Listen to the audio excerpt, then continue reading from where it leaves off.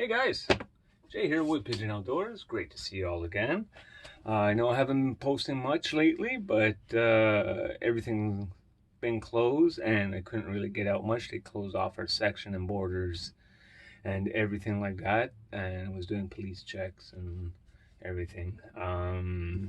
Was going through some old footage that you might like of that I never used onto my channel or anywhere else. It's a nice little campfire story of Jill's heritage. So if you want to grab a coffee or a hot chocolate and a blanket and come sit by the fire with us, she'll tell you a great story of Le Chasse-Galerie. All right, guys?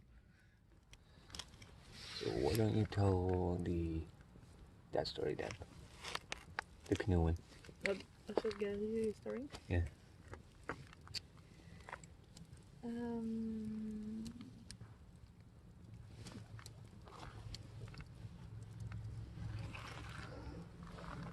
So was a bunch of lumberjacks that used to work all winter in the forest, like to cut trees and everything. And one of them was falling in love with a girl from his village. And as soon as like winter was coming, he knew like he had to go away. Unfortunately for him, another guy was also in love with that girl. So he told that girl that he'll be back for Christmas Eve to spend like Christmas Eve with her, New Year's Eve with her.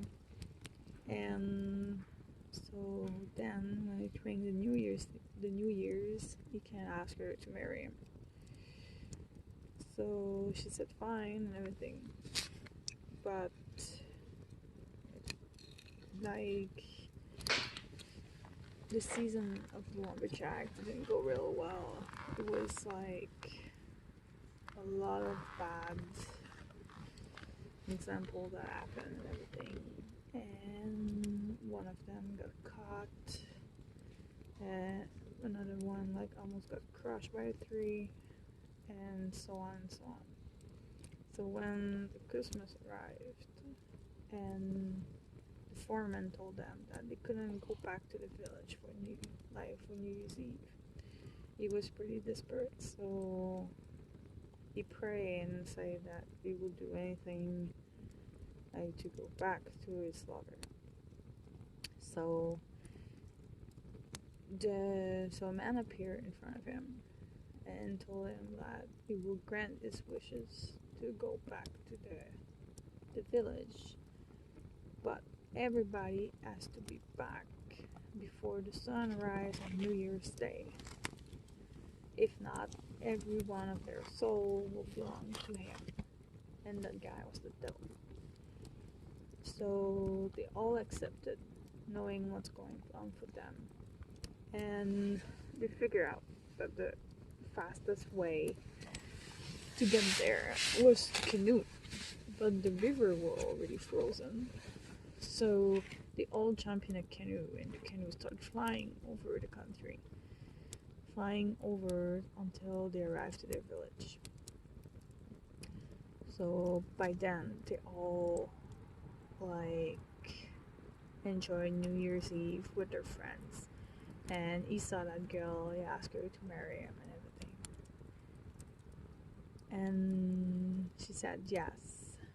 And he explained to her that now that that's done, he has to go back to his camp, because if he's not there by sunrise, his soul will belong to the devil. So she said no worry with it, but like his soul already belongs to her. So he gathered all his friends and they went back in the canoe. And as soon as they take off, like a snowstorm hit, and without pain or difficulties, they made it back to the camp before the sunrise on New Year's Day. So that's why sometimes in the winter you might see a flying canoe. It's those men start trying to get back to their families for New Year's Eve. Cool. Yeah. So obviously it's the old legend of Quebec.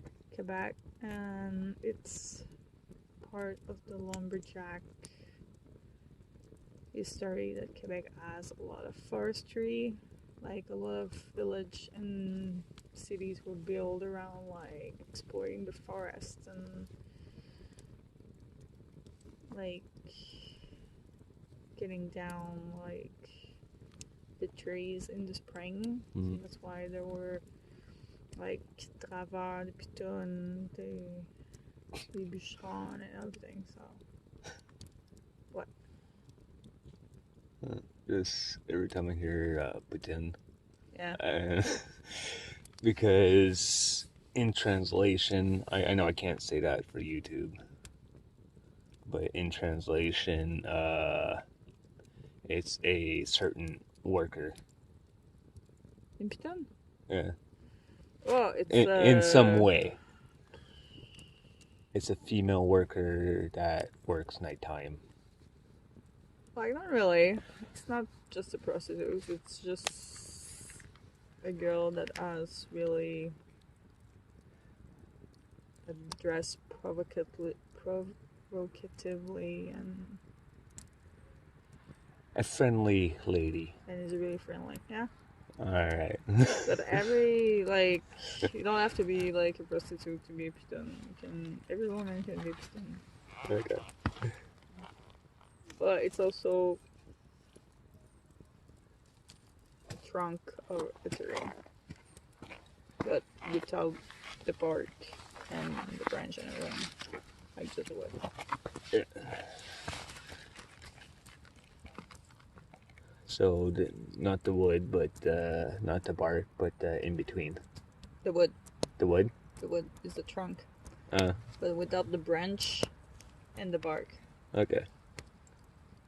So that's already... And what they do is where they were cutting trees, they will like skim it and everything. So they have like nice pigeon. And they will launch them in the river. Mm-hmm. And the men... The log drivers.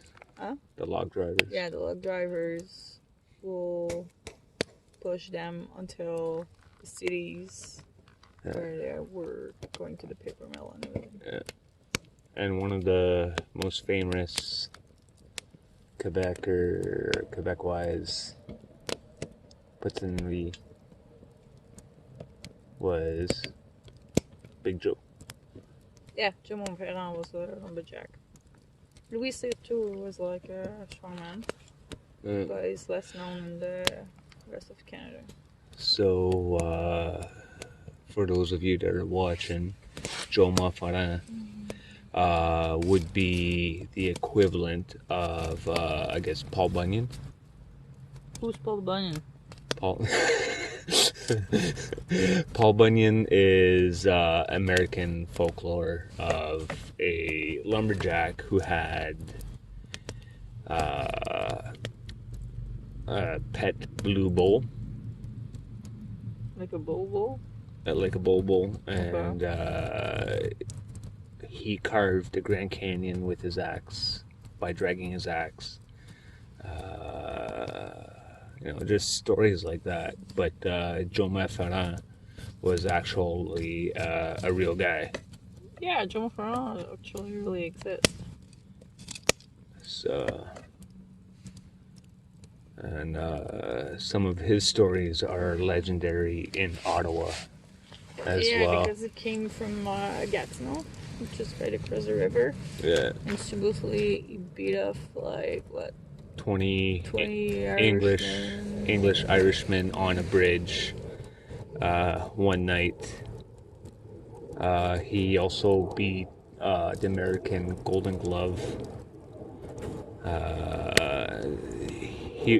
Some of the stories was he was so tall that he was able to kick the ceiling of the bar And legend had it that his footprints, after a day's work of log riding, he would wear his boots in with the grips to hold onto the logs in the bar, and he would kick to see if he could keep his boots sticking to the ceiling.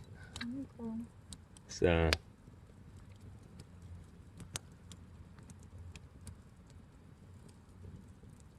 yeah. Anyways, guys, there's a nice little bit of folklore and campfire stories for you. Hope you guys enjoyed that. Until next time, stay safe out there. Cheers.